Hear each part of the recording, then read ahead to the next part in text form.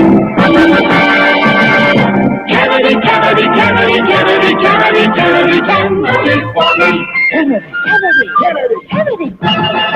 Do you want a man for president who's seasoned through and through, but that's a doggone season that he won't try something new? A man who's old enough to know and young enough to do. Well, it's up to you, it's up to you, it's strictly up to you. But it's Kennedy, Kennedy, Kennedy, Kennedy, Kennedy, Kennedy, Kennedy for me. Kennedy. Do you want a man with spirit who is not afraid to fight? A man whose record shows that he will fight for what is right. A loyal man who brings the job a fresh new point of view? Well, it's up to you, it's up to you, it's strictly up to you. But it's Kennedy, Kennedy, Kennedy, Kennedy, Kennedy, Kennedy, Kennedy for me. Kennedy. And do you deny to any man the right he's guaranteed to be elected president, no matter what his creed? It's promised in the Bill of Rights to which we must be true. So it's up to you, it's up to you, it's strictly up to you. And it's Kennedy, Kennedy, Kennedy, Kennedy, Kennedy, Kennedy, Kennedy for me. Kennedy. Do you like a man who answers straight, a man who's always fair? We'll measure him against the others, and when you compare, you cast your vote for Kennedy and the change that's overdue. So it's up to you, it's up to you, it's strictly up to you. Yes, it's Kennedy, Kennedy, Kennedy, Kennedy, Kennedy, Kennedy, Kennedy for me.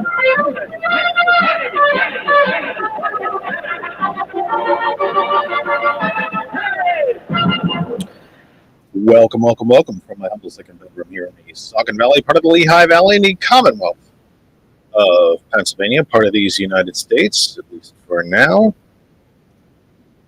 Western Hemisphere, North American continent, on this planet Earth. The only one we have, third rock from the sun, in the Terran solar system, part of the Milky Way galaxy. This is the Kennedy Effect live with you for the 23rd of September, 2024. We expect George to be in just a couple of moments. As usual, of course, we're fighting with all the tech, as you know. Wouldn't be an episode of the Kennedy Effect without fighting with the technical, fun, stuffy things, he said. It is very nice to be back with you. I would get into more of why we were not here yesterday, except, to be honest, there's not a hell of a lot of people here, so we don't know that getting into it is even really worth it. But we are here. We're back. I feel at least well enough to get you through an hour. I don't know what that says. But, here we are fighting through it and, doing the best that we can. I will say, just for those of you that are here,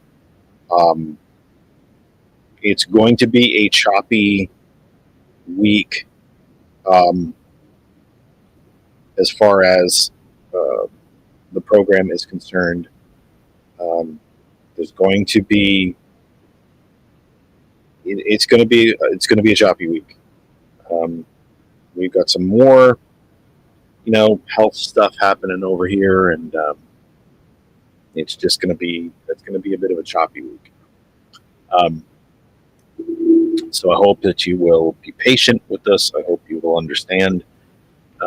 As always, I am not getting younger, and sure as hell I'm not getting healthier. I would say that I'm reminded of that on nearly a daily basis. And I'm sure as hell not getting.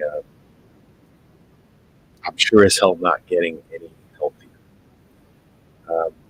Hopefully this week I will get a little relief. But I'm not counting on it. So, hey, I don't know what to say. But it will be a choppy week. My plan is to be with you obviously we're here now, be with you tomorrow and Wednesday.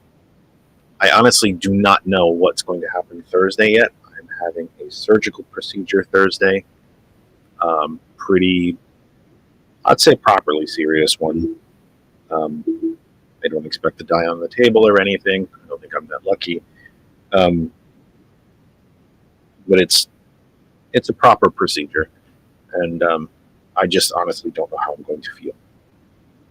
Friday, of course, we usually don't talk to you on Fridays, and then we expect at least to be on Sunday. Again, it'll be entirely on how I am feeling after this procedure and how I recover from it, if I recover from it. It's a 2-part thing. I got one part on Thursday. I have the second part the following Thursday. So it's going to be an interesting, week, to say the least. I did click on that. It's very old-fashioned. I like clicking on the mouse repeatedly, as if it was some sort of automatic weapon. And just click and click and click till I destroy all the tendons in my finger. Waiting for things to actually happen. So that's pretty much going to be what's coming up for you. We should be here tomorrow. Be here Wednesday. I honestly have no clue what's going to happen Thursday. I'd be quite surprised if I felt well enough. We're not with you Friday, hoping very much to be here Sunday for our regular 3-hour show. And then Monday, Tuesday, Wednesday next week. And then part 2 of the surgery following Thursday. No idea what's going to happen with that.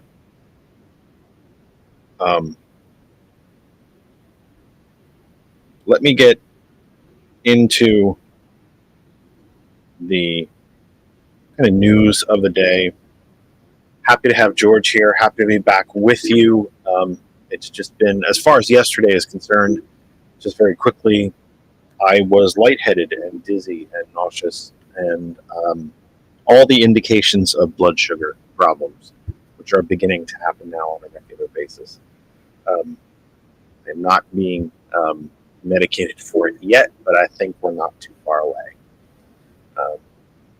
All 4 of my grandparents had diabetes, both my parents.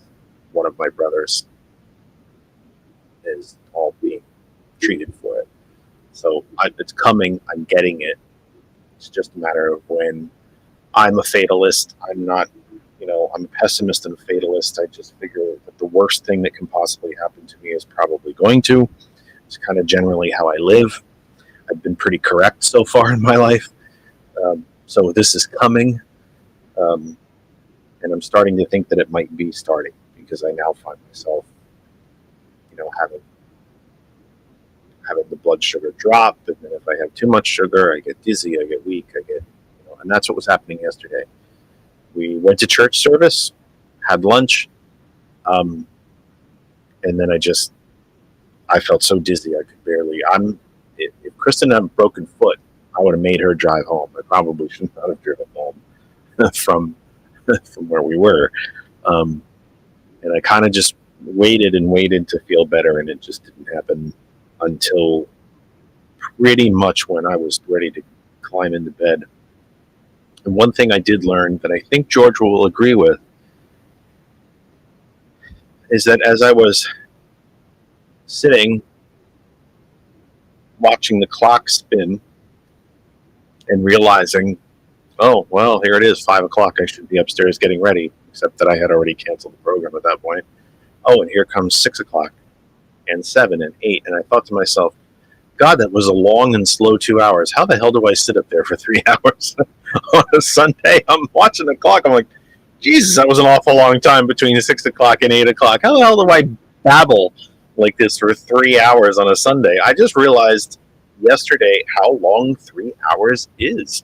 It felt like a dog's age from 6 to 9 last night when I didn't have anything to do. But anyway, let's get into it. We are live right now on my Facebook channel, Facebook page, timeline. Insert proper term here. My name is right there in the bottom left-hand corner. I hope that you will continue to share the program and tell others about it. Look for me, Jeff Kennedy, on Facebook. We are live right there right now. We are live on our home group Facebook page, That Other Side of Information, which is also the name of our YouTube channel where we are live right now. We're also live on Twitch at Jeff R. Kennedy and live on LinkedIn at Jeff Kennedy as well. The audio of the program blasting around the globe. And to all of our listeners who might be outside the United States, a special hello to you. I actually need, George, we should get Thomas to run those numbers again and see what the latest update on nations and things are. I wouldn't mind updating folks on that. We should, a special hello to those of you who might be outside of the United States. A special welcome and a special thank you to you. Of course, we welcome and thank everybody. But considering that the thrust of the program is so U.S.-centered, of course, anybody who might be listening from around the globe, a special welcome and a special hello to you, and a very big thank you for being here. We continue to encourage you, all of you, from inside the United States or out, to share the program everywhere you can possibly think of, everywhere you think it's appropriate, and maybe lots of places where you think it might not be. We are live right now, the audio blasting around the globe on GCPR, Ghost Claw Productions Radio. .live is the website, gcpr.live. It's in the chat. Please check it out and learn about the shows, the schedule, the hosts, all of it at GCPR. Very happy to announce to you that coming up, is it this Thursday or next Thursday? The new... it should be this Thursday, and it's going to be the fourth Thursday of every month. So it's this Thursday, and why am I blanking? Was it? Blanking on the name. Here's to your health. Right. Here's to your health. That's right. Here's to your health care. With Simon and Chuck. Right. Really important. I know it's already 8:15. Some of you who are waiting for me to get to my program are bored with all this pre-stuff, but this is important. Beginning Thursday, this Thursday, the 27th. No, that's not right. Damn it. The 26th. Try that again. The 26th from 6 p.m. Eastern Time. Now, these folks have been guests on our Sunday program. They haven't been here with us during the week, but our Sunday program, Simon Hutton and Professor Chuck Panaccio will be co-hosting a brand new program here on GCPR called Here's to Your Healthcare. Kind of a play on the old, here's to your health. Cheers. This is Here's to Your Healthcare. It is a show that will be airing once a month, the fourth Thursday of each month, from 6 p.m. Eastern to 7:30, 8 o'clock Eastern. And it will be focusing on healthcare, the healthcare insurance industry, single-payer healthcare, Medicare for all, the Medicare Advantage scam, all of it. If you ever wanted to know anything about healthcare in this country or the lack of healthcare in this country, this is the show for you. It's going to be starting once a month. I think there's an excellent chance it might grow from there, but the lads will get their sea legs, so to speak, and they will be with you once a month. The fourth Thursday of every month. Here's to Your Healthcare comes up this Thursday, the 26th. That's my surgery day. You think I would know the date because, you think I'd remember the day I'm going to get sliced open and taken apart. Actually, I'm not getting sliced open. I almost wish I was. I'm not even going to describe to you what's actually going to happen. But yeah, I very much ask you to please check it out. Here's to Your Healthcare. It starts Thursday. This Thursday is the debut episode from 6 p.m. Eastern Time. Eastern Time. So wherever you might be across the country or around the globe, whatever your equivalent is of the Eastern Time zone in the United States, that's when it will be, 6 p.m. Eastern Time. Here's to Your Healthcare. Let's get to, and I'll remind you again at the end of the program because, I don't shut up. Also, Ben and Brett not following us today, which is normal. Well, it's actually not normal. Normally, they would be following us with Cold Dead Hands, the preeminent program anywhere on any type of outlet, terrestrial, video, audio, radio, whatever, it doesn't matter, about the Second Amendment and gun violence and the gun violence culture and the gun violence epidemic in this country. Now, normally they follow us from 9 p.m. They are not here this week. So if we happen to bleed over, you'll know why. That doesn't mean I'm staying with you till 10, by the way, or till 11. But if we do bleed over, we have a few extra minutes. They will return next week. T. Nathan comes your way from 11 p.m. Eastern Time. Conversations with T. Nathan. Thomas returns again in the morning. All of that said, let's get to some of the headlines of the day. From the Associated Press, Lebanon sees deadliest day of conflict since 2006 as Israeli strikes kill 492. I have been wrong about this. I still don't think I am 100% wrong, but I've been a bit wrong. And a bit more wrong than I'd like to admit, sadly, but I have to admit it because it's the honest truth. And which is all I've ever attempted to be with you, is give you the honest truth. I have been asked on this program through the chat. I've been asked on the phone. I've been asked in comments on the video of the program after it's long over what I thought was going to happen in the Middle East with the Israeli-Hamas war and would it spread and so on and so on. It appears to be spreading. My guess was it would not, because at the end of the day, Hezbollah and Hamas would rather survive, even in a weakened or smaller condition, than be eradicated. I am beginning to think now that I am deadly wrong about that. Hamas and Hezbollah are funded, supplied, organized, directed by Iran, who seems to no longer be too terribly concerned about a wider war.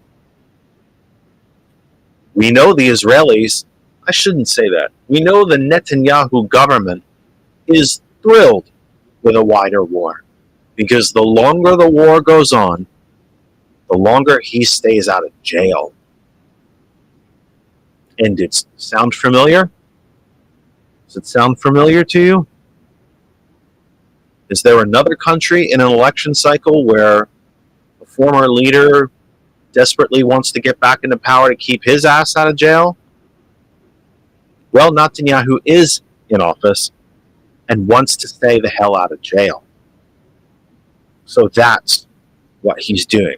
And that's what he's doing. He's happy to widen this war. I don't think he gives a flying you-know-what about who gets killed along the way. He continues to put money in his pocket from special interests, from the weapons manufacturing industry,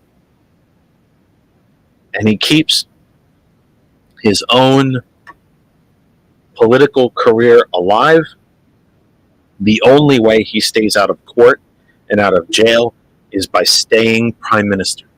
The only way he stays prime minister is to keep Israel in a state of war.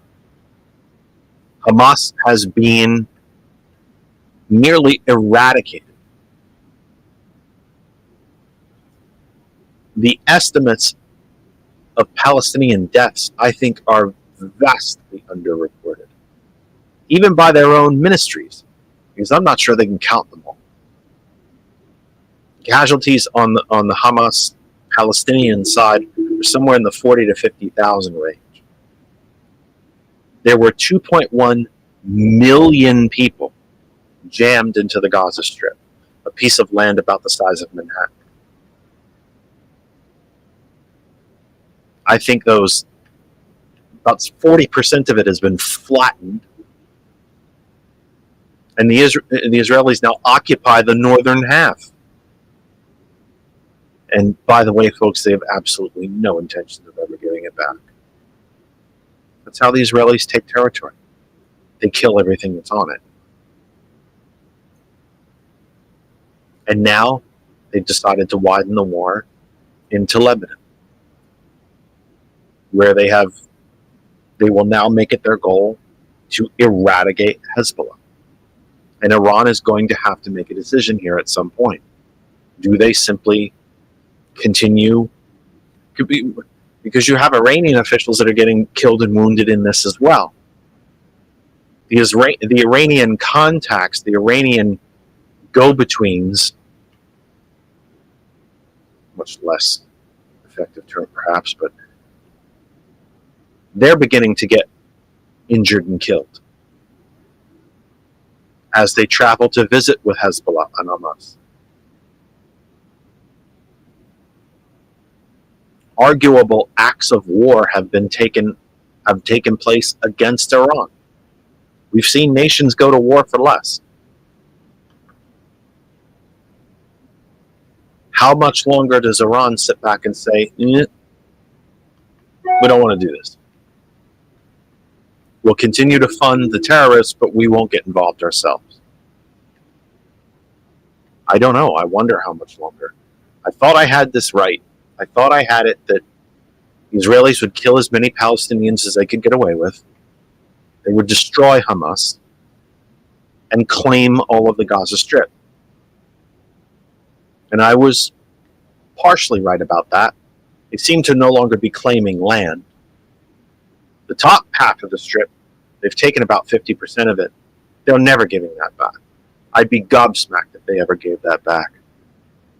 And so now we'll have 2 million people shoved into a piece of land about the size of Manhattan from Central Park south. And of course, we'll probably build a fence around it or a wall of some sort. We'll monitor every little bit of food that goes in. Heaven forbid anyone would try to help them from the sea. And my position here has not changed. Israel has a right to self-defense.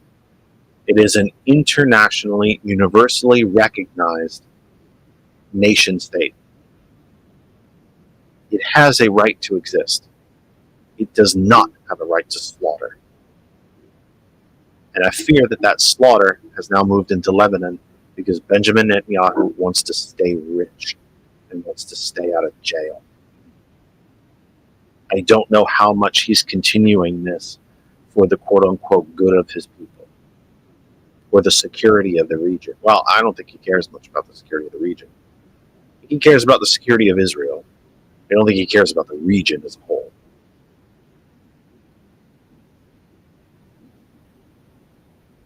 And as long as the United States continues to supply him what he needs to wage this war, and that goes from Patriot missiles and guided missiles as part of the Iron Dome to F-16s to regular good old-fashioned bullets. He will be unbridled. He will be unstopped. They will draft every man and woman from the age of 16 to 40, and they will fight until none of them are left. Netanyahu will be a billionaire. He'll stay out of jail. And for my money, he cares a hell of a lot more about that than anything else. Second might be the actual security of the country. Funny, if there is some sort of coup from within where the Israelis and the rest of the Israeli government grow so weary of war that they actually try to depose Netanyahu, I'm just wondering what country he's going to run off to with his riches, with his wife and his riches. He's the friend of the billionaires. He could end up on a private island somewhere with Musk or any one of the, goodness knows. I do think that little of him, absolutely. At the same time, kind of threading the needle in the fact that Israel is a legitimate nation state. It has every right in the world to defend itself and defend its population and defend its borders, but it does not have the right to slaughter. The number of people who have tried and continue to try on a daily basis to promote, post, alert, and I use this word carefully because I expect that I may get some blowback from it. Zionist propaganda on my Facebook page, keep trying, because not a single bit of it has come through. I won't allow it. And to be fair, the pro-Palestinian side hasn't come through either. Because a pox on both your houses. The Palestinians were stupid enough to elect Hamas. Hamas has not allowed an election since. When do the Palestinian people look in the mirror and realize they deserve better? When do the Israeli people look in the mirror and realize that their prime minister is willing to slaughter all of them to stay out of jail and to keep his money? A pox on both their houses. This is from the Associated Press. It is written by Bassam Hatoum, Melanie Lidman, and Bessem Morey. And I probably butchered a few of those names to the authors of the article. I apologize. Dateline, Majaroun, Lebanon.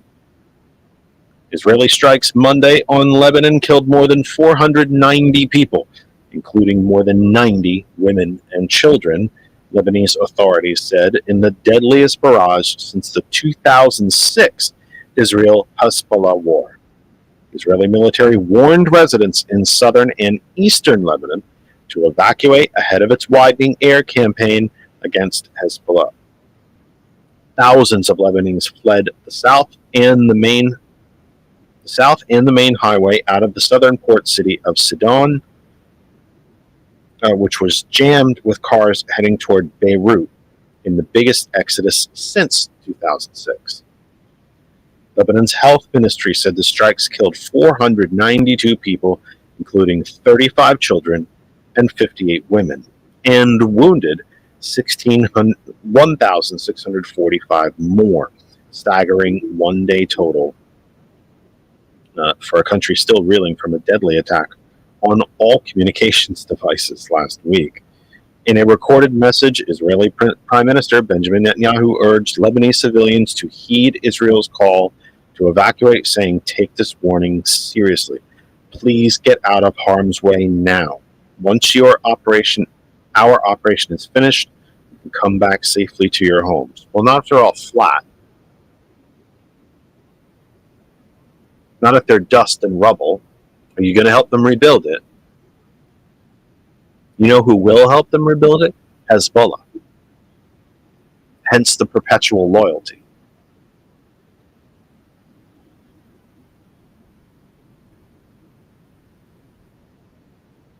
From the Associated Press, U.S. is sending more troops to the Middle East as violence rises between Israel and Hezbollah.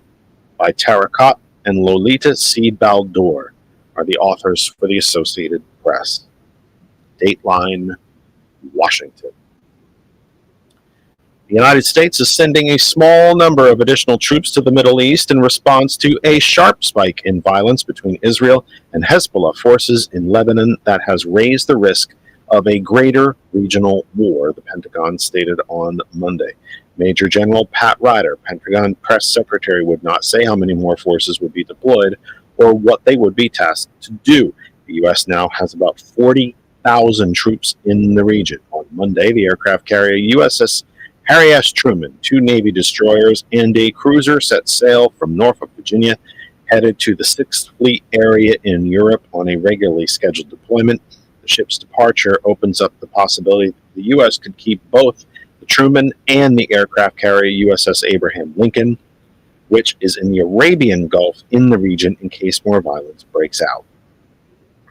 Remember, the United States has 13, if I'm not mistaken, 13 aircraft carrier groups. These are, groups of ships centered by the aircraft carrier, but surrounded by destroyers, cruisers, sometimes submarines, occasionally a battleship. And they move as a unit, with the other ships being tasked with protecting the aircraft carrier. The United States has 13 such groups. The next nation, I believe, is China, that has 3. The Russians, I believe, have 2. And so the U.S. putting 2 carrier groups in the Gulf is not exactly taxing on our resources. When you spend $1.5 trillion a year in defense, you can afford these things. Of course, the men and women who serve in these capacities have every possibility that they'll be starving and homeless when they get out of the service, but at least we're spending $1.5 trillion on it. Thousands flee southern Lebanon in search of safety and shelter by Fadi Tawil and Mohammed Zatari. Dateline Beirut. Thousands of families from southern Lebanon packed cars and minivans with suitcases, mattresses, blankets, and carpets and jammed the highway heading north to Beirut on Monday to flee the deadliest Israeli bombardment since 2006. Israeli bombardment. And yet Netanyahu is going to say, yep, it's all good. Come on back home as soon as we're done. Come home to what? Come home to what? A question Netanyahu cannot answer, will not answer, does not want to answer, and doesn't give a flying shit whether he answers it ever.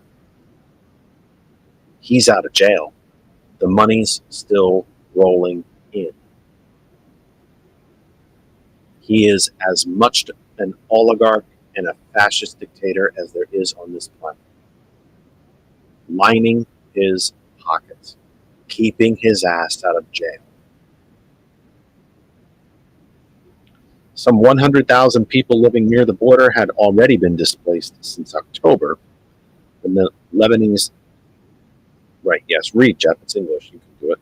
When the Lebanese militant group Hezbollah and Israeli forces began exchanging near daily fire against the backdrop of the war in Gaza. As the fighting intensifies, the number of evacuees is expected to rise. In Beirut and beyond, schools were quickly repurposed to receive the newly displaced volunteers, scrambled to gather water, medicine, and mattresses. In the coastal city of Sidon, people seeking shelter streamed into schools that had no mattresses to sleep on yet. Many waited on sidewalks outside. Let's not forget, by the way, that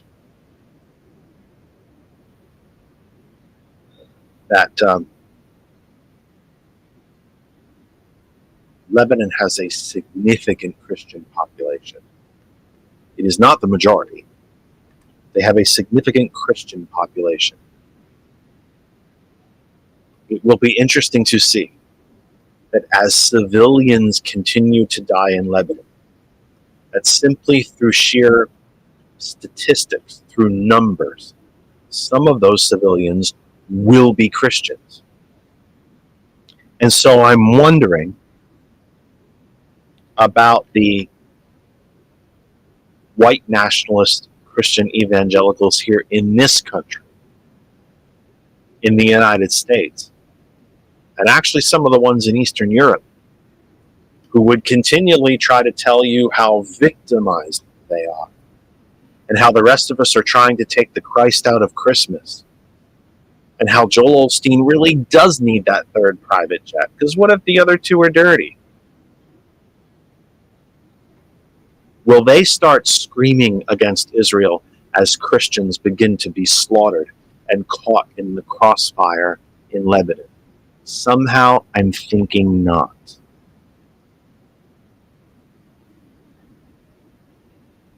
Somehow kind of think not. I'm actually kind of thinking that these will be the folks that will be the first to scream and cry when the Netanyahu government finally collapses and he is arrested and tried as he should have been years ago.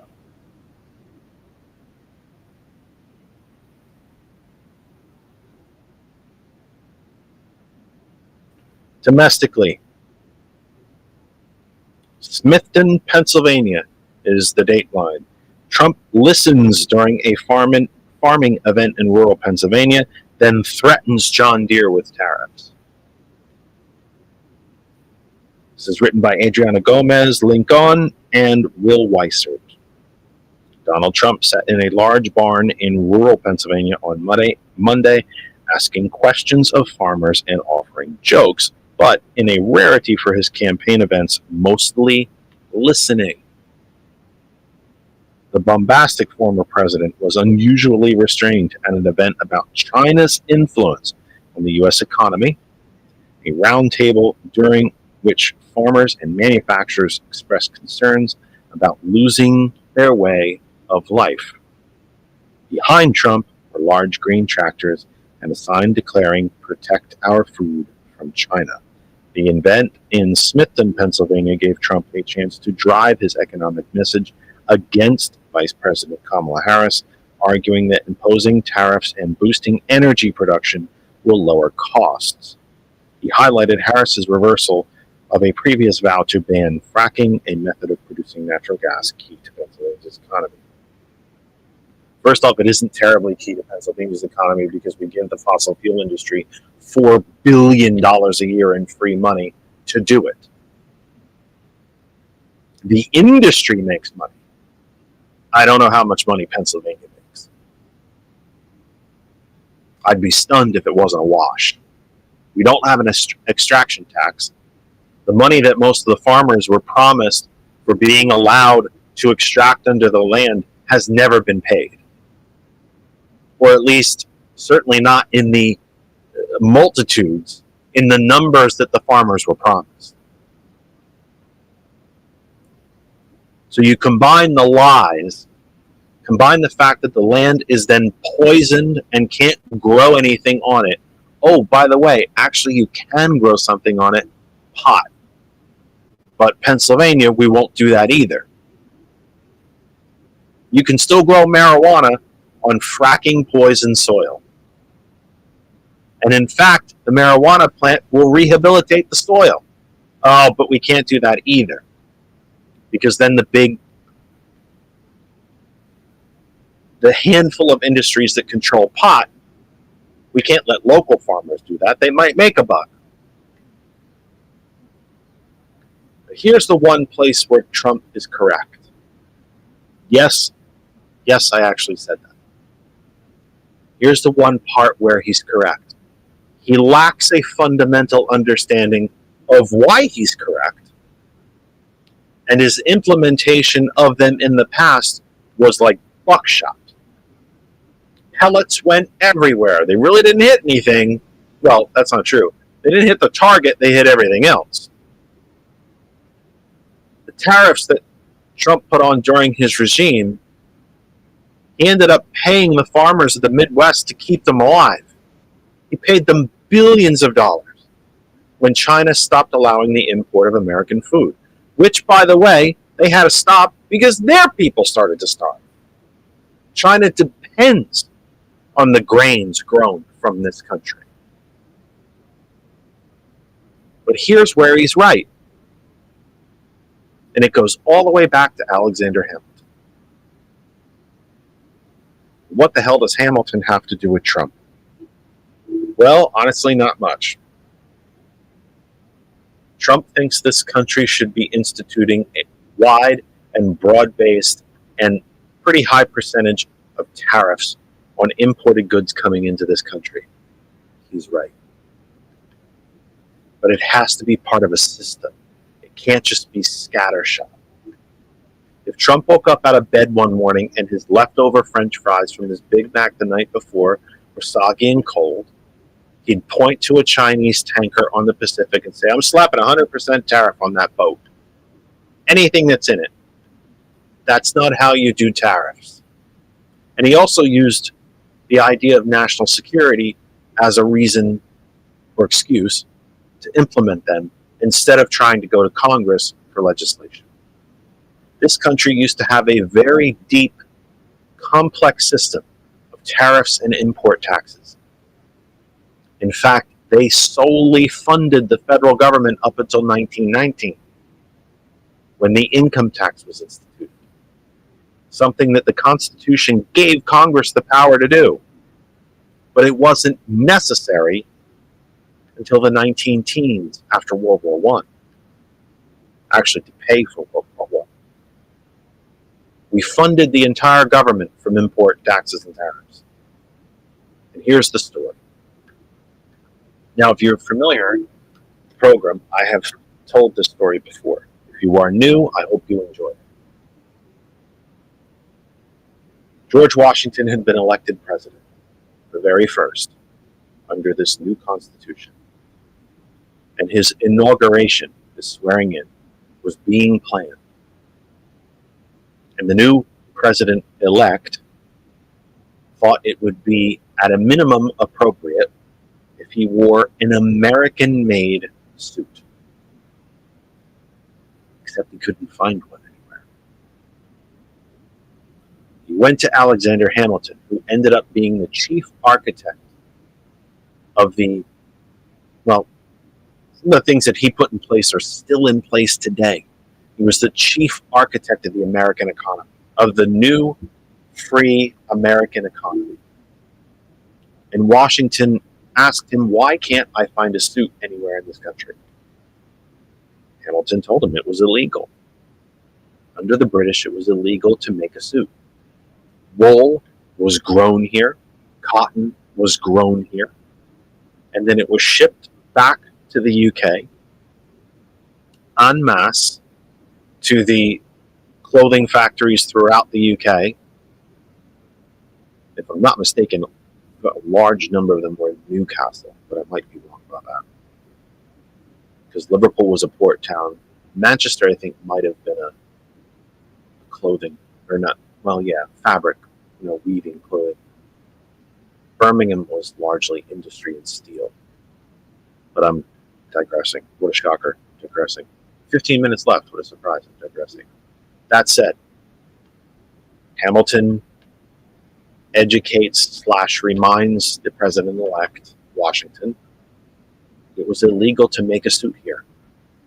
The raw material, if you will, the cotton, the wool, was all sent to the UK, where it was turned into fabric and cut into suits. The suits were brought back and sold into this country. So Washington said, well, how do we develop our own domestic industries? Hamilton came up with what is actually a brilliantly simple solution called the import tax, or the tariff, or a value-added tax. While there are slight differences to each, they essentially all do the same thing. And here's where I probably should be lazy, and I wish I had a whiteboard that worked, because I think all my whiteboard markers are dried out. Or if I had a damn TV behind me, I could do this stuff right on the screen for you. But you'll just have to use a little imagination. What do tariffs do? What do they accomplish? Let's take, for example, because they have been in the news in recent years, and because the Biden administration passed the CHIPS Act to make and encourage domestic production of computer chips. All the computer chips used in this country were made in China. All of them. There was no domestic chip manufacturing here in this country. And so, how do you develop a domestic industry? And let's use computer chips as an example. One computer chip costs, gosh, I don't know. Give me a number, Georgia. It might be close. I want to buy a computer chip. $10, $100, $1,000. What, I mean, rough. What would you say? A processor, like a processor chip. $100 for fun. Maybe 150 to 200. All right, so let's do $200. So I want the latest Apple processor chip. I want an M. Are they up to an M9 now, or are they still at M7? They're at M9. When I worked at when I was at Dialogic, I got a chance to go to the Intel processing lab in California in Silicon Valley. The wafer that they actually print the chips on is worth I think like 150 million for that one wafer, and it's in this ultra clean room. Right, Clean room that's cleaner than a hospital. So, well, let's use George's expertise. We'll use $200 for a chip. So I buy an Apple M9 chip manufactured in China for $200. But I want to use the tariff system, value-added tax, import tax, insert proper term here. Again, there are slight differences between the three, but they essentially all do the same thing. How do I do that? How do I develop a domestic industry almost from scratch when inherently anything that is made in this country from a brand new burgeoning industry will be more expensive than the foreign product that's coming in? That's where tariffs come in. So, a chip comes in from China, and it doesn't have to be an Apple M9. It could be an Intel. It could be Lenovo. It could be, I don't even know who, the NVIDIA, be any of the companies that make chips. $200 US.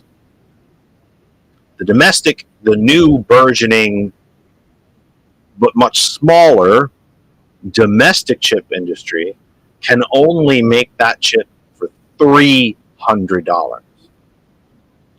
So you go to buy a chip, what are you going to do? 200 or 300?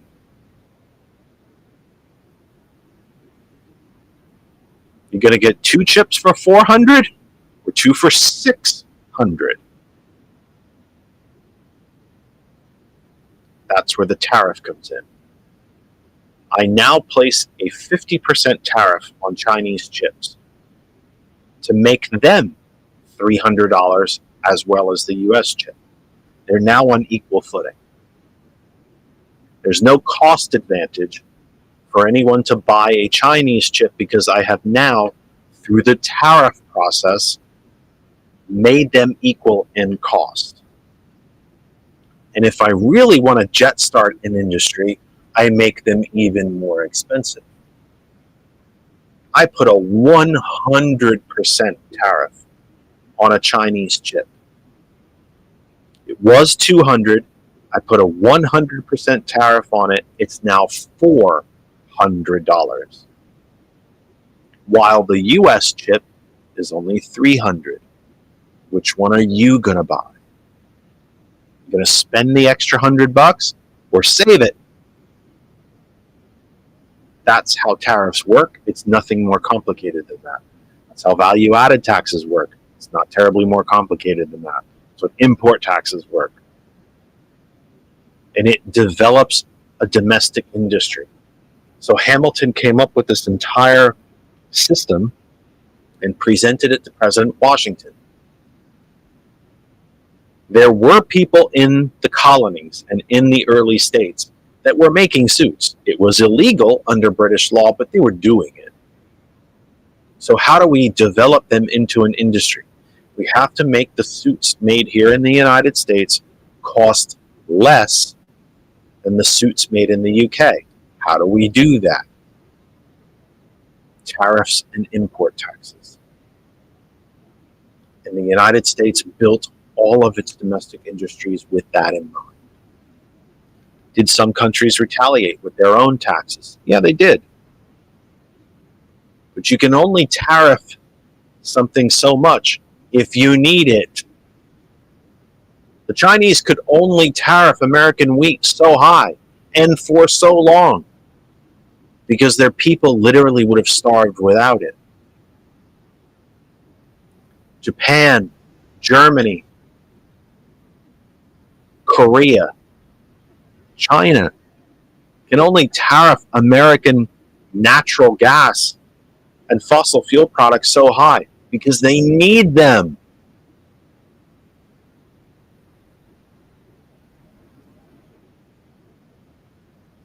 Here's where Trump has no effing clue what he's talking about. China paid us billions of dollars in tariffs. No, they didn't. No, they did not. The American companies who have moved all of their manufacturing to China since Reagan took office, they paid the tariffs and they passed the cost on to you. But that's exactly how tariffs are designed to work, so that you have to bear the cost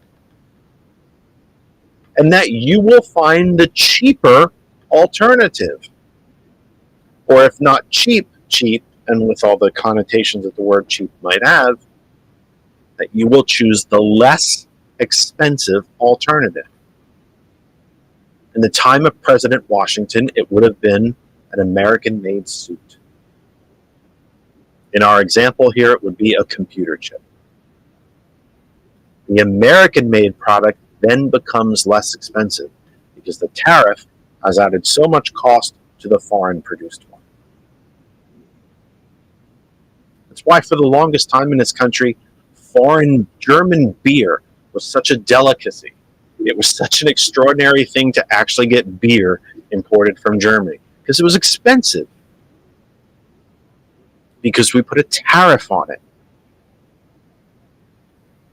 We had a broad-based, complex, fair, globally fair system of import taxes and tariffs. Reagan wiped it all away because the corporations that bought him didn't want to pay tariffs anymore. They wanted to move their manufacturing overseas. They wanted to destroy unions. They wanted to end the middle class because they thought there were too many of us and that we were getting too wealthy and too powerful. What better way to snap us back than to bankrupt us all? And they've damn near done it.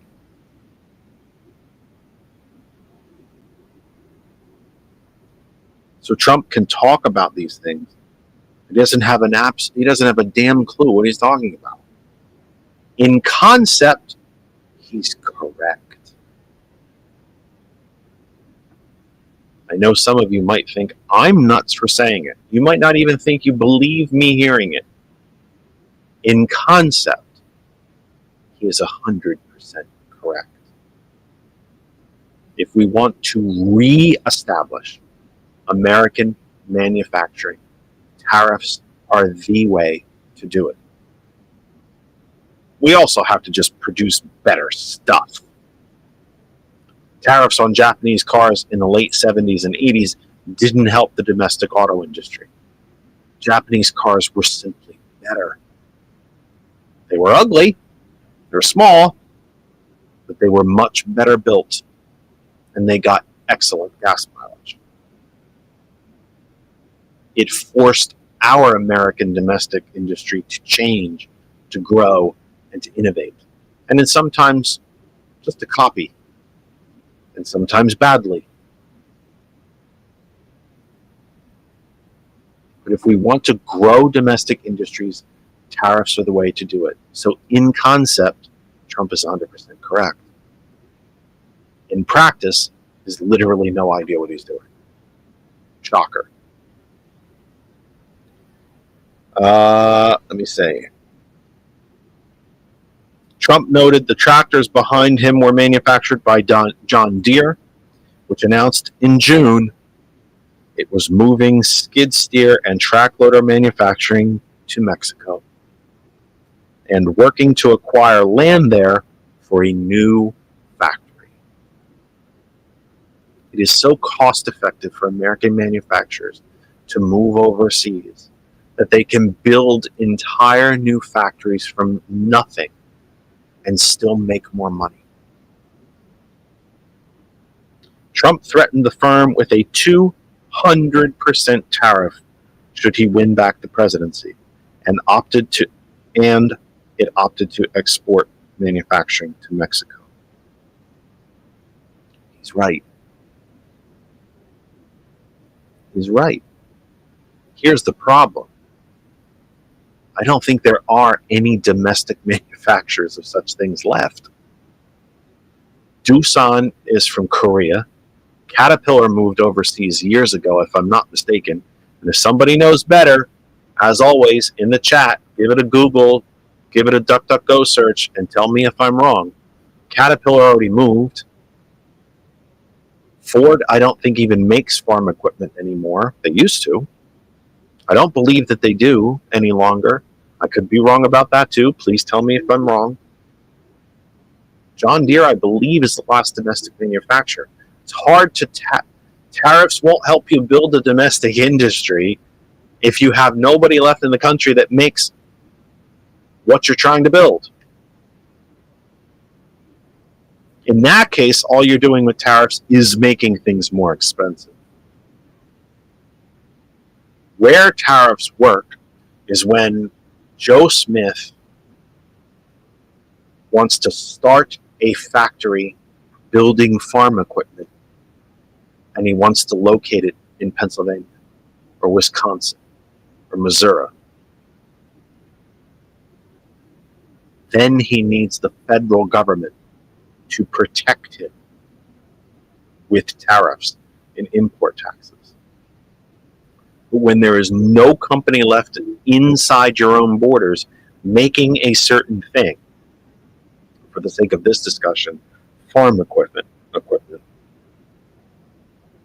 then you're tariffing really nothing. And you're really doing nothing other than adding added expense onto the consumer, really for no reason.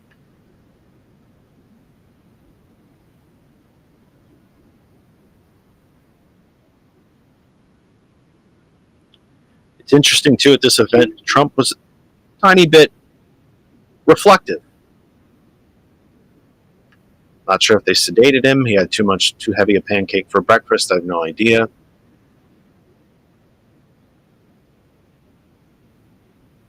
Oh, Caterpillar did move to China. I could have swore they did.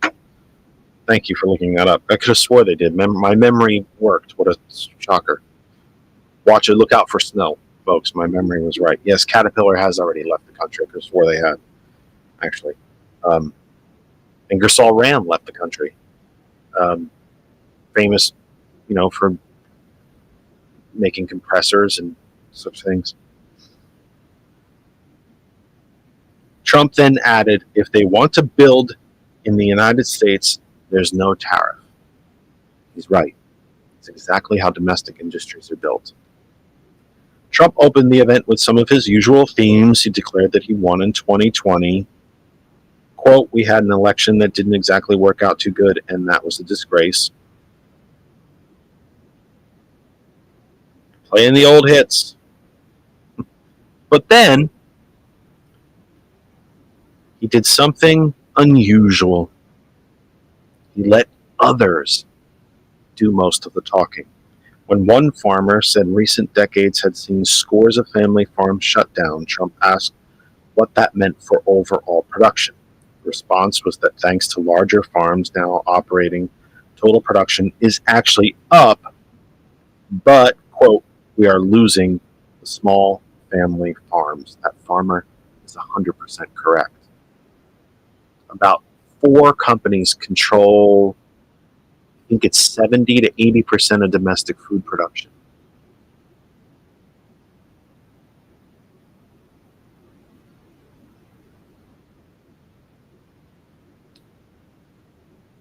So he's right about that. You might think I'm a bit nuts for saying he was right, or is right, but he is. Again, the way he's doing this, the way he wants to institute the tariffs is wholly incorrect. The fact that he wants to institute them and the reasons why, he's right. And to be quite honest, Vice President Harris should consider it. The Biden administration did keep some of the Trump tariffs in place. They're part of the CHIPS Act. to stimulate domestic chip production. It's why these companies are building factories here. They don't want to pay the tariffs.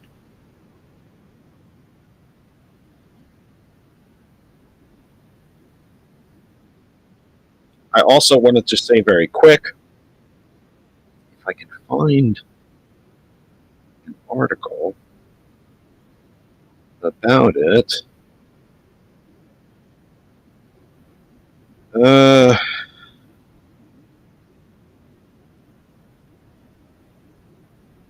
was an article earlier in the day, and now I can't seem to find it.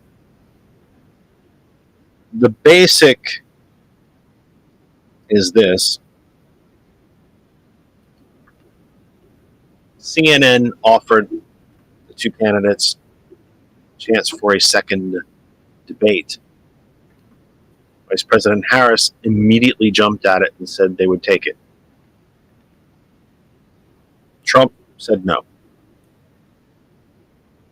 Now,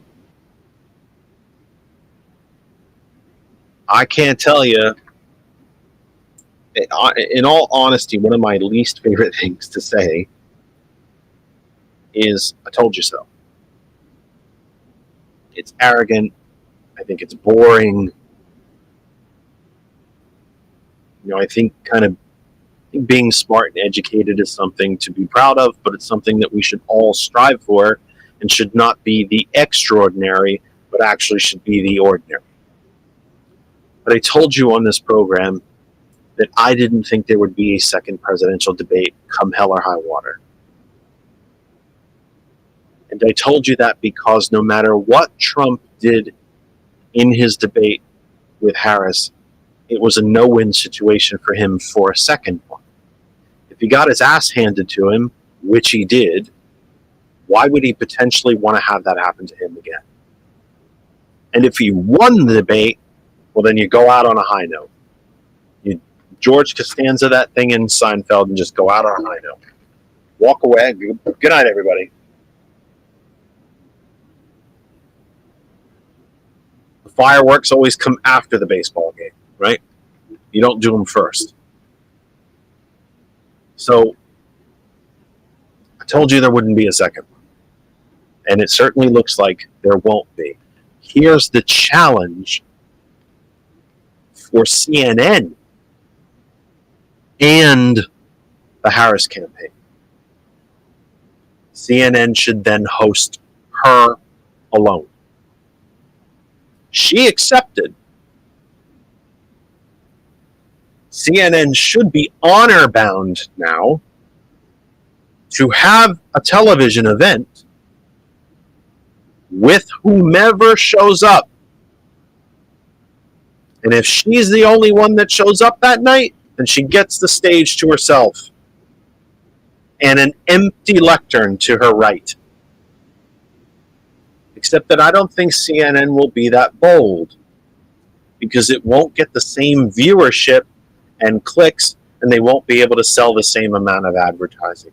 Because sadly, these powerfully, incredibly civic-minded, democracy important, doesn't go together, small d democratically important events, they've now become ratings television events. They're money makers. CNN should have the morals to have the event regardless of whether both of them show up or not. If Vice President Harris shows up and she's the only one of the two of them to show up, then she deserves the time because she accepted. I don't think CNN will do that, but I'd love to see it. And oh, by the way, good on her. There's actually no impetus for her to do a second debate. She kicked the shit out of him. Figuratively speaking. She kicked the shit out of him. He damn near burst a blood vessel a couple different times. If I were her, I'd walk away. Thank you, everybody. My work is done. But yet, when presented with the chance for a second debate, she jumped at it. He ran away.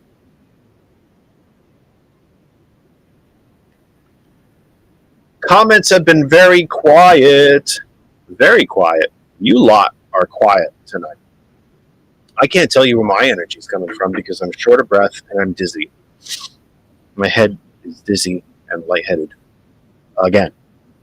And I'm not even blonde. Anyone? Anyone? Bueller? Come on. It's a little funny. Unless you're blonde, then you're really pissed at me. Donna mentions that her son has type 1 diabetes, her husband type 2. I have not been formally diagnosed with it yet, but I have been told I will be. Period. My father also passed pancreatic cancer. It's coming. The symptoms that I've been having lately are very much sugar related. I've watched it throughout my whole life in my own family. The thirst, the constant thirst, the being tired, the numbness in the extremities, the blood flow lacking in the extremities, being dizzy, being lightheaded, not being terribly angry sometimes, getting a little short-tempered for no good reason, simply because my blood sugar's off. So it's coming. And it kind of feels a little bit like that tonight. I have no idea why I have so much energy tonight. I have no idea why I'm so angry tonight. I seem to be a little angrier, I think, coming at you than I normally am. But I was so dizzy last night, there was no way I was going to be able to sit here with you for 3 hours or even an hour. Although, it might have been terribly entertaining because I could have pictured what I was worried about was getting into a sentence or a topic and then literally just forgetting where the hell I was, which might have been terribly entertaining and funny. I don't know. George would have had to pick up the slack, being the talker that he is. But regardless of that, let me read a couple more comments before we say goodnight. We'll try to get out of here about 1:15. My mouse, of course, is not functional, because heaven forbid. Randall mentions one of my wife's sister's husband. Bloody hell. Wouldn't it just be a brother-in-law then, wouldn't it? Still, that's a circuitous route. One of Randall's brothers-in-law. His mother and other family members are still in Beirut. They are all Christians and afraid of a widening war, as they should be. As Lebanese civilians flee the south and move north, there will be Hezbollah fighters in that group moving out of self-preservation. Command and control will move. Leadership will move. I don't think it's a terrible stretch to think. It's not a terrible stretch of the imagination to think to oneself that the bombing in Beirut will begin at some point. Beirut, this beautiful coastal city on the water, port city, that just seems to constantly be a target of somebody's bombing. As soon as the city's cleaned up and built, modernized, someone goes in and flattens it. And this time it'll probably be the Israelis. Because they can. And because Netanyahu wants to stay out of jail. Michael from Twitch says, hi there. I think he's being way too kind. Way too kind. Pleasure meeting a prominent streamer. Since when did that happen? Streaming performance? Oh, he's probably trying to... Well, could be trying to help me boost things. I get a lot of offers from professionals to help boost the program. And I've looked a few of them up. They actually have genuinely real, measurable results. I can't afford any of you. I'm so sorry. I can't. I can't afford any of you. If there's somebody out there who wishes to be an internet promoter and needs someone to experiment on to get started, happy to be the test subject. Some of these folks want hundreds of dollars a week just to boost the program, and they have proven. You can look up their results. It's there. They know what they're doing. I barely afford groceries, let alone a couple $100 a week to pay one of these folks. But you listen to the program, Michael, thank you. Please stay in touch. Please continue to be part of the program. We're here Monday through Thursday, 8 to 9 p.m., or sometimes a little bit after. And Sundays from 6 p.m. to 9 p.m., 3 big hours on Sunday. But thank you for being here. It's very, very kind of you. Very kind. I deeply appreciate it. Randall mentions that Trump's a coward for running away from the second debate. Yes, he is. But why should we be surprised? Randall, this is actually excellent. If we went back to holding presidential debates under the League of Women Voters, we wouldn't have these problems. Republicans have begun to trash the League of Women Voters as if they were the ACLU or as if they were Planned Parenthood, because they have no real justification for ignoring debates. So what's the easy way to ignore the debates? Trash the people throwing the debate. In this case, trash the League of Women Voters. They actually went after the Presidential Commission on Debates, a nonpartisan quasi-government agency. They lie, they cheat, they're tools of the Democratic Party. League of Women Voters is nothing of the sort. Do you know what the real crime in Republican eyes, what the crime of the League of Women Voters is? They want people to vote. They actually want people to vote. Oh, how dare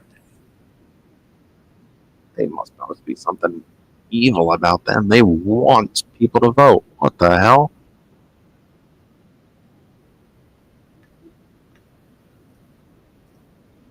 Donna asks is wondering about you having. Oh, yeah. You know what, Donna? You're not wrong. In fact, I've been dying to put this thing down the whole program, but it doesn't make for very good radio. Yeah, I drink. I can't get enough to drink. Period.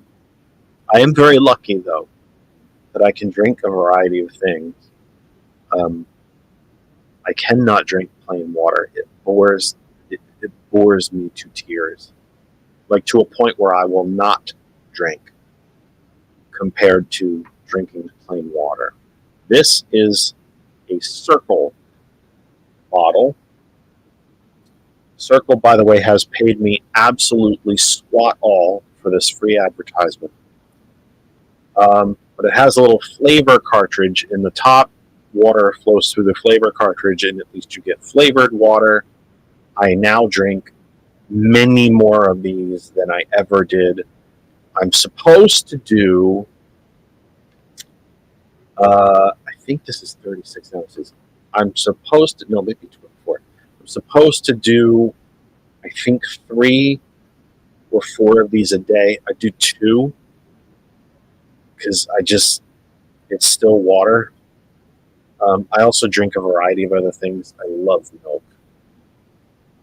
I'm like a little kid. I drink white whole milk, and I love it.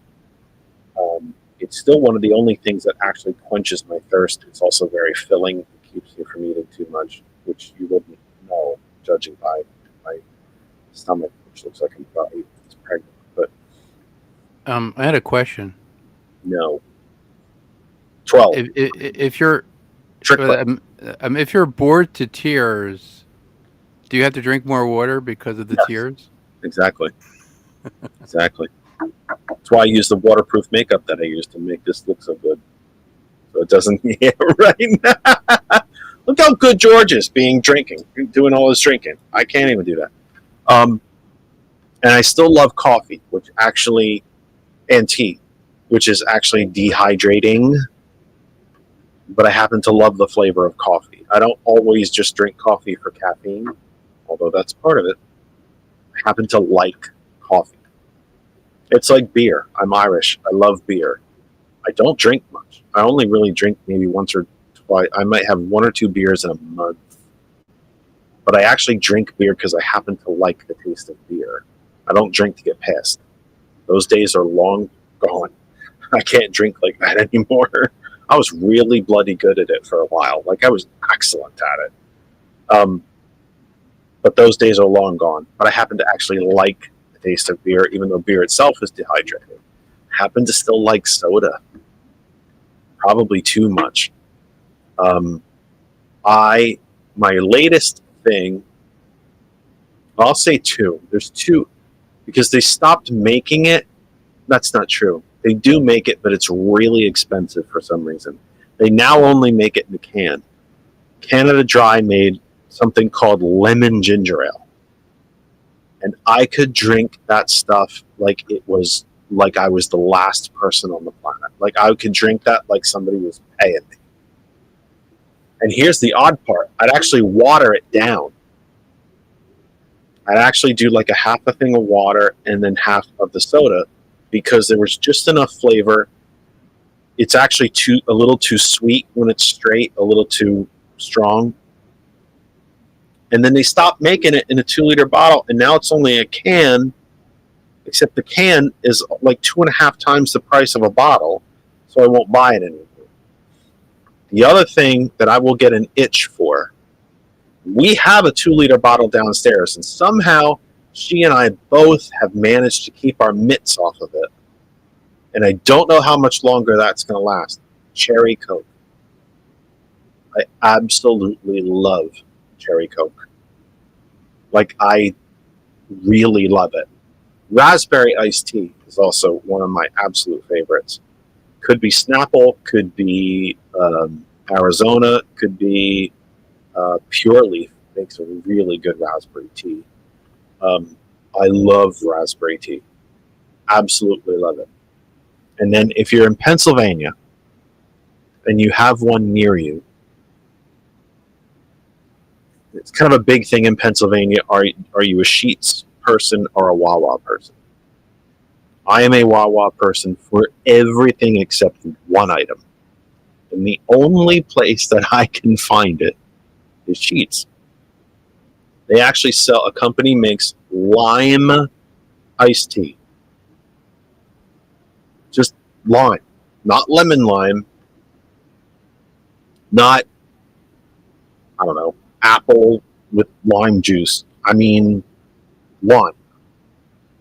Instead of lemon tea or raspberry tea, it's lime tea. Very underrated flavor, lime, by the way.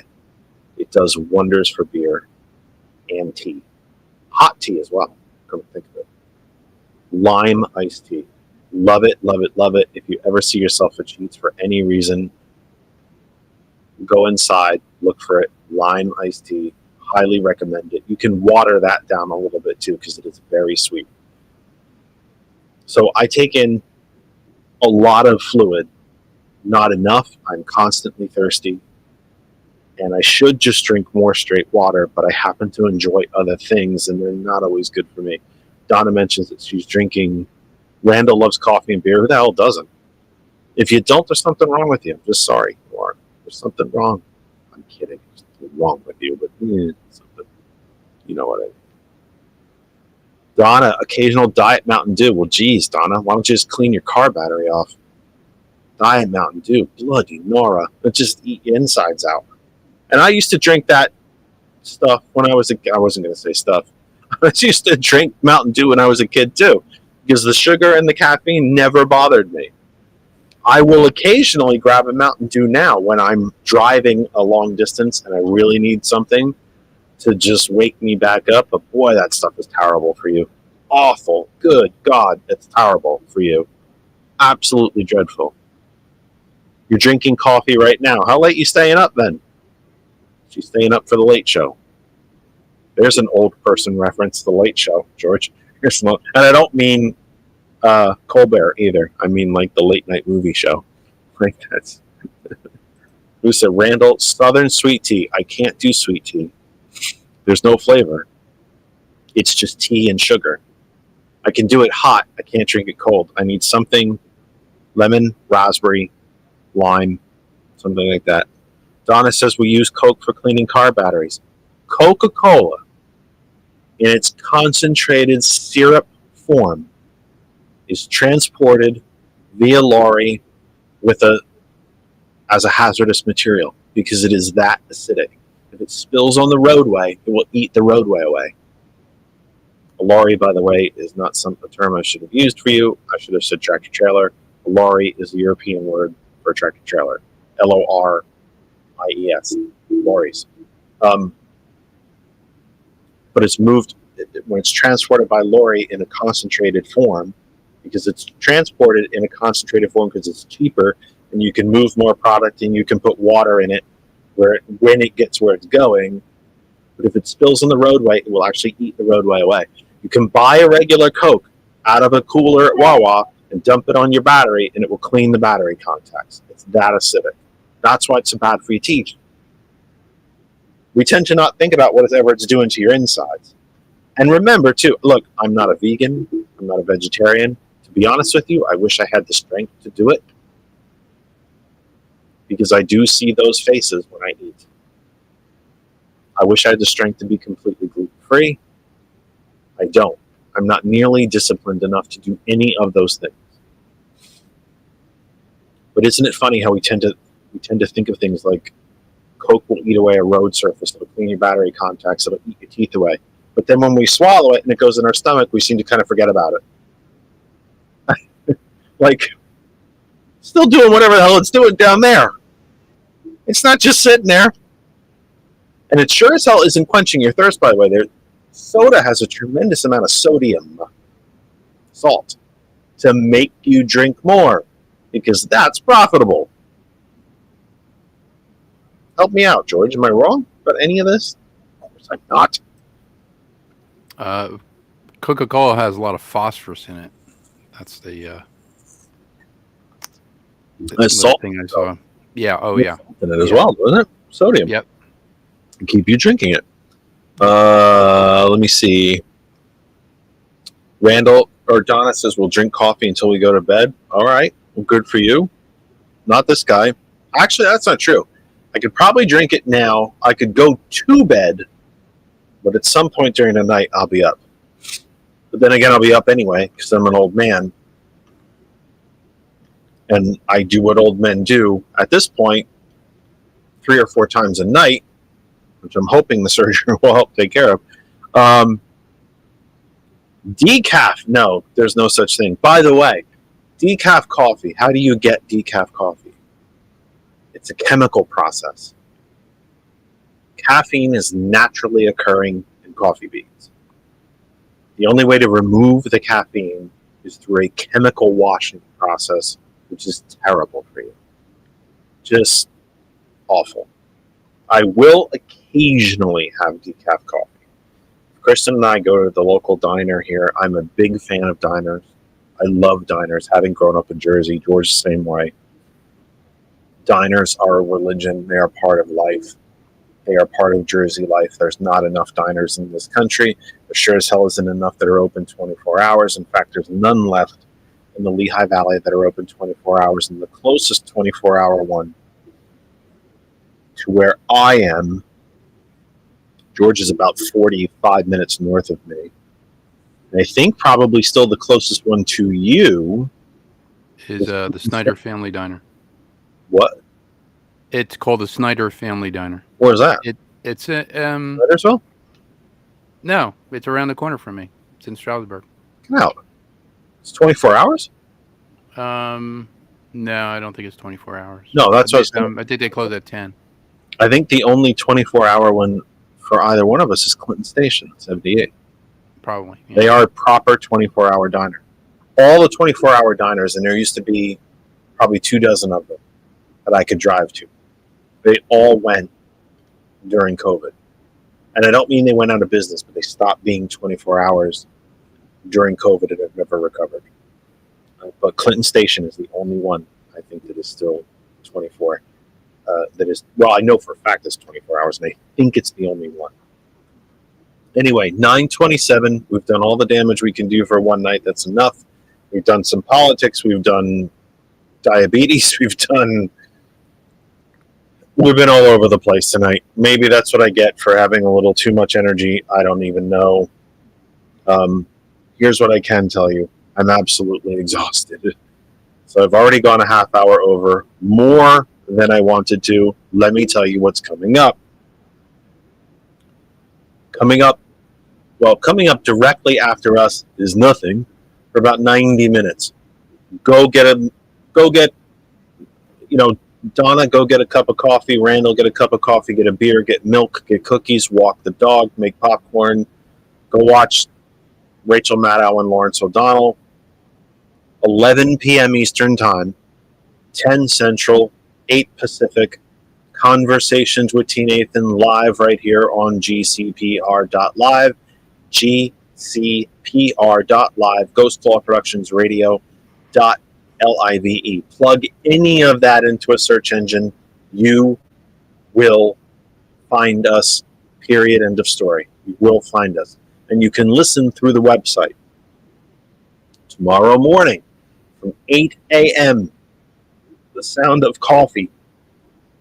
I'm so excited. I'm getting choked up. The Sound of Coffee with Thomas, the villain, Thomas Bishop, tomorrow morning from 8 a.m. If I feel well enough on Friday morning, I haven't even talked to Thomas about this, I may try to join him on the air. It'll be a day after surgery. I might feel like absolute poop, but we'll see how that goes. As far as our program is concerned, I will be flying solo, I believe. I think you told me. I'll be flying solo with you tomorrow, Tuesday, and Wednesday. No idea yet what's happening Thursday. Thursday is surgery day. I could be absolutely destroyed, or I could be feeling so good by nighttime that I'll be with you. Keep up with the Facebook page. When is your surgery? It's Thursday morning. Oh, Thursday morning. Okay. I should be here. I should be here tomorrow night, and then I'll be doing the help desk at 6 with Gilbert. Wednesday I'm traveling. Wednesday, Thursday, Friday, Saturday, Sunday, Monday, and I think I'm coming home on Tuesday. So coming back Tuesday. If you haven't, by the way, listened to the help desk yet, do it. It's terrific radio. These two guys know what the hell they're talking about, and they want your questions. When you're at work and your computer goes bonkers, where do you go? You call IT. You call the help desk. GCPR has a help desk, and it's live tomorrow night from 6 p.m., right before us. So you got T. Nathan from 11, Thomas from 8 in the morning, the help desk tomorrow from 6 p.m. We return with you in 22 and a half hours. And please remember Thursday from 6 p.m., Here's to Your Healthcare, the debut of Here's to Your Healthcare with Simon Hutton and Professor Chuck Panaccio. If you're familiar with our program at all, not just here on GCPR, but the Sunday program before there was a GCPR, you already know Professor Chuck. He's been with us quite a number of times. You cannot listen to him and not learn something. The man is a literal professor. And we don't just call him professor for fun. The man's a literal college professor who now works in D.C. lobbying for Medicare for all, for people like you and me. Here's to Your Healthcare debuts Thursday the 26th from 6 p.m. Eastern Time. Remember that all times that we talk about here at GCPR are Eastern, unless otherwise noted. For everyone at GCPR, for Thomas, for Gilbert, Gambit, Gretchen, Bob Kosh, Simon, Professor Chuck, Brett, and Ben, whose time we've stolen a little bit of tonight as they took a well-deserved night off.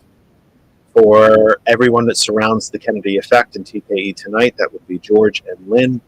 April Riddick, of course. Kristen and Daisy the dog downstairs. I am Jeff Kennedy. We've done about all the damage we can do for one night. Until tomorrow from 8 p.m., please take care of yourselves and each other. T. Nathan from 11, Thomas 8 in the morning, the help desk 6 p.m. tomorrow night. We return at 8 tomorrow night.